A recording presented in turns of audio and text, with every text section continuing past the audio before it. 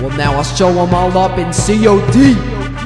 Call of Duty is not a Twitch shooter. It is only as much of a Twitch shooter as your situational awareness requires it to be. While a fast twitch can be helpful, there is aim assist on the controller version of Call of Duty, and the controller version is what we're here to talk about today.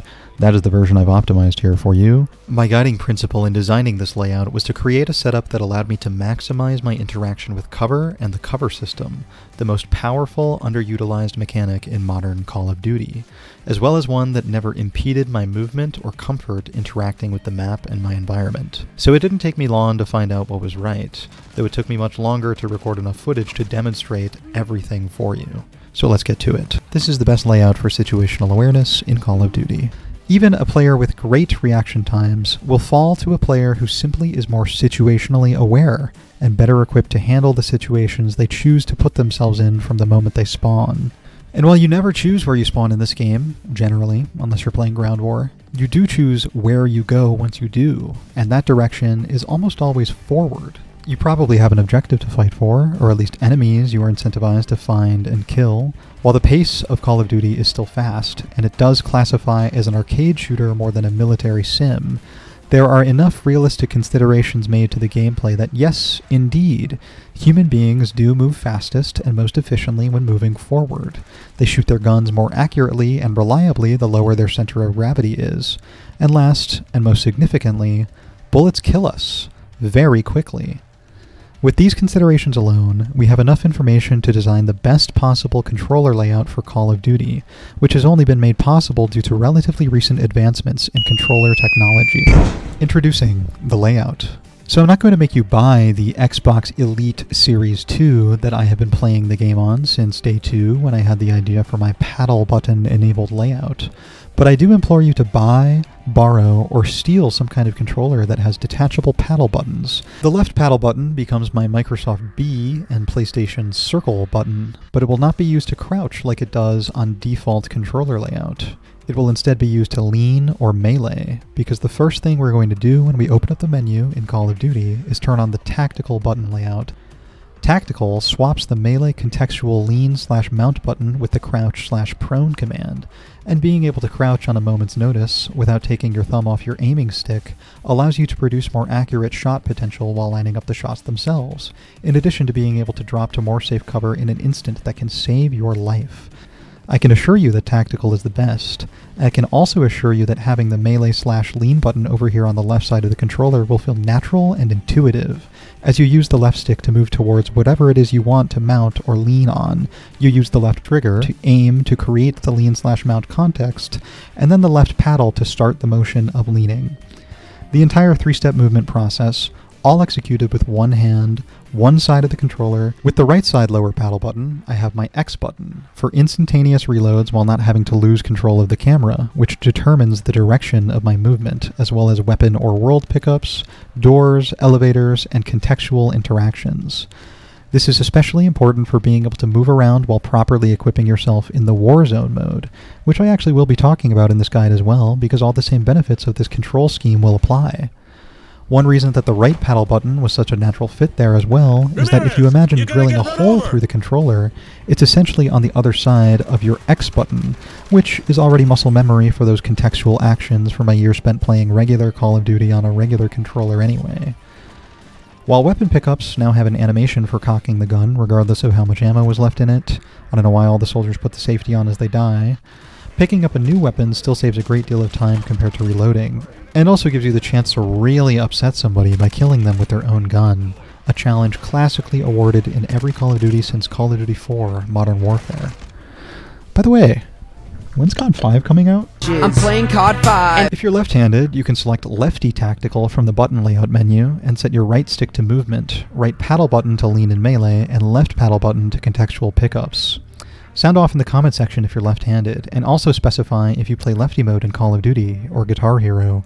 Shoutouts to you guys, by the way. Apparently you're gayer than average, and I'm happy we're no longer killing you en masse. If you've been playing the game already for a while on Norma controls, but have been inspired to pick up this layout, you can try playing the single-player or co-op Spec Ops missions with your new controls to get used to them. Alright, so we have successfully equipped ourselves to move forward and to engage with the environment naturally and smoothly. We've possibly added another 100 or so bucks to your $70 price tag for this game, so we better get on with how to actually play it. So by now you've probably put together that Call of Duty is a first-person shooter, but its defining mechanic is not the smooth motion or the simple controls. It's actually the subtle and understated, or at least understated originally until its existence became a meme. It's the Hitmarker. A quiet sound that you can hear and recognize from across the room or across the house when your brother is playing the game. We are trying to find hit markers wherever they may be, so we will spray and pray until we find them, and once we find them, we will seek them out further. And nobody is looking through the barracks at your accuracy rating. They want to see your score per minute, KDR, win-loss ratio of course, so don't be conservative with these. Chase the satisfaction of the hit marker, and make that sound play until the plus 100 appears on your screen and you get a kill, and everyone gets to know about it in the kill feed. Clout is a built-in mechanic in this game, but in addition to clout, it's also information, which this game has all over the screen. That's the first thing you now need to familiarize yourself with, how to look at the screen, and its various HUD elements with efficient and well-timed glances so that the information is never a distraction, but an assist on the path of getting those kills. So how do you get kills again? Generally, you shoot them to death. But to make sure it's you shooting them to death, you can consider taking these precautions to make it happen. You want to, 1. Know or anticipate where your enemy will be, or what vicinities they are likely to be in. From the moment you spawn, you are given great leads on this, from the fact that spawn points are generally meant to be safe, excluding some tinier maps, and the fact that your teammates, who constantly appear on your minimap, are also generally headed to engage the enemy, and that enemies who have made themselves known, one way or another, can appear on the minimap, compass, or even as red dots on the screen if they have been spotted by a teammate pressing up on their D-pad, a new and very useful feature in multiplayer that has been carried over by the COD Battle Royales. It's worth noting how strong the spot button is for the riot shield user that can freely look through the safety of the shield, put the opponent in the center of the screen, spot them, and mark them for teammates to instantly come and kill them, granting the crowd control bonus. Lots of other info appears there on the minimap, like killstreak locations, objective locations, and most importantly, the room-to-room layout of your approximate area, so you never have to get lost on your way to a skirmish. 2.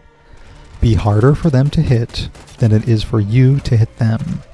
This is where cover gets to come into play and the general practice of sightline recognition. Good thing he doesn't see us yet. Fucking noobs. These particular COD maps in MWII are designed in an angular manner, where interior and exterior areas all have very key sightlines that you should take care when crossing, and try to take care of enemies who may soon want to cross them. These highly trafficked sightlines are usually the most efficient or straightest lines of map to proceed across, while the long way to go will have more turns, which is also scary, but are generally safer if you take care to check your corners when rounding them.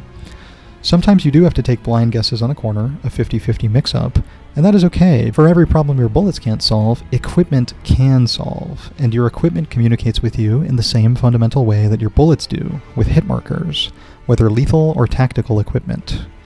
Equipment does not hit scan in a straight line like bullets, but in circular areas of effect, so they lend themselves well for exploring unknown interior territory where enemies might be waiting for you or approaching you.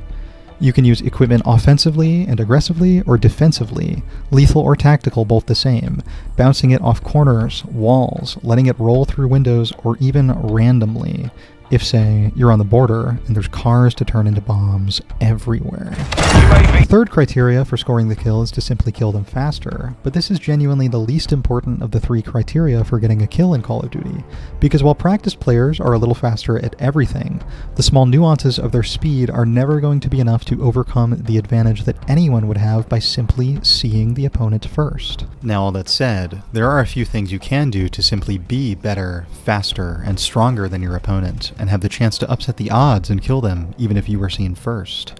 Here are some techniques you can use to kill faster. The gist of it is best recalled through the chorus of Kenny Rogers' The Gambler, 1978. You've got to know when to hold them, know when to fold them, know when to walk away, and know when to run. Know when to hold them. Are you equipped for this fight? How's the weapon matchup? Do you know what you're walking into?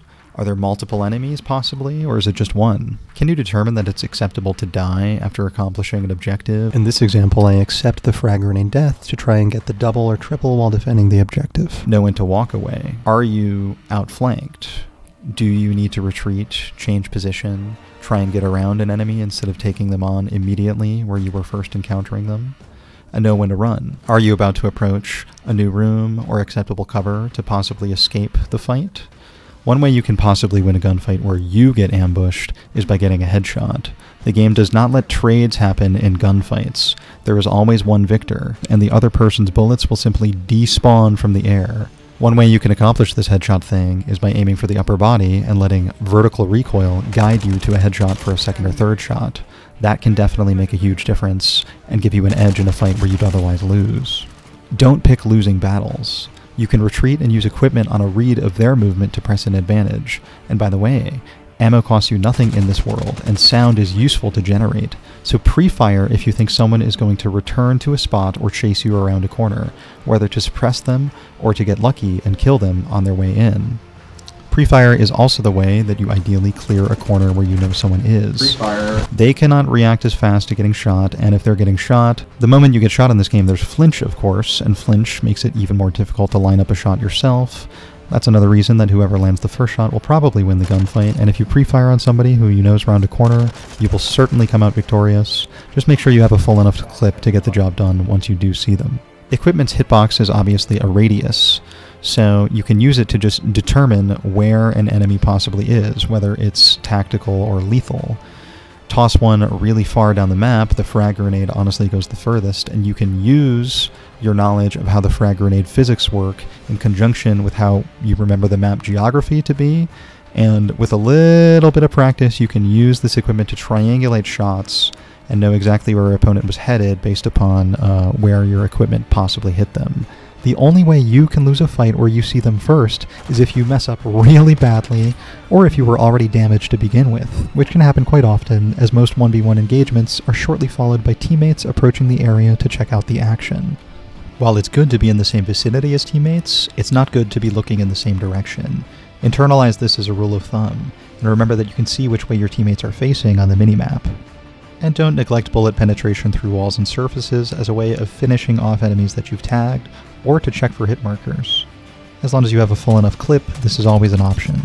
You should get in the habit of hip firing at close range with the lighter weapons, with those noticeably smaller hip fire reticles, sported by the SMGs, pistols, and some assault rifles.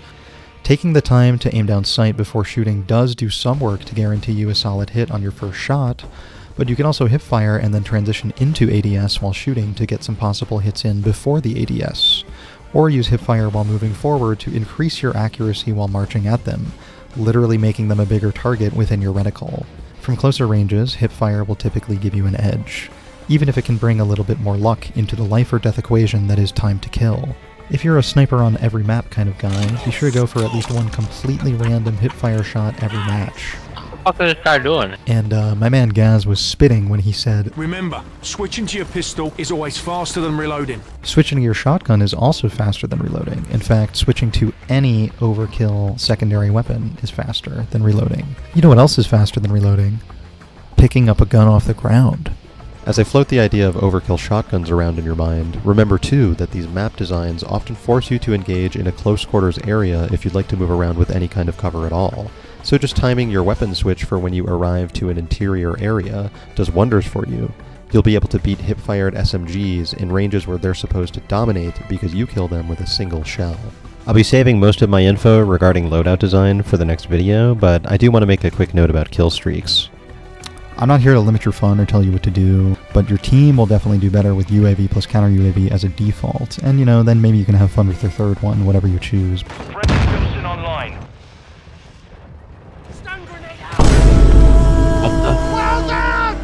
You get to keep playing if you pick one that doesn't require you to sit at a terminal to control. So why don't you just pick the VTOL like the rest of us and keep playing the game at the same time. The game's fun to play. Why would you want to play a mini game instead? Enemy nuke incoming! It's over! Tactical nuke ready for launch. Nuke ready for launch. Also, crashing VTOLs is hilarious. You are possibly still going to be killed by a VTOL even if you shoot it down as the enemy team, and it's a great mechanic. So keep calling in VTOLs, everybody.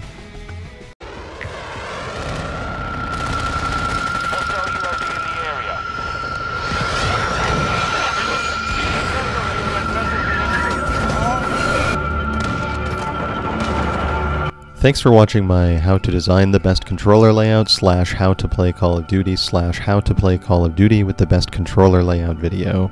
I didn't really expect to be making a video like this to close out 2022, as it's a little bit of a blast of the past for me. Playing this game brings me dear memories of friends I have come to miss, and to still be able to play it with some of those friends I still have has been restorative for my mental, both in 2019 and now.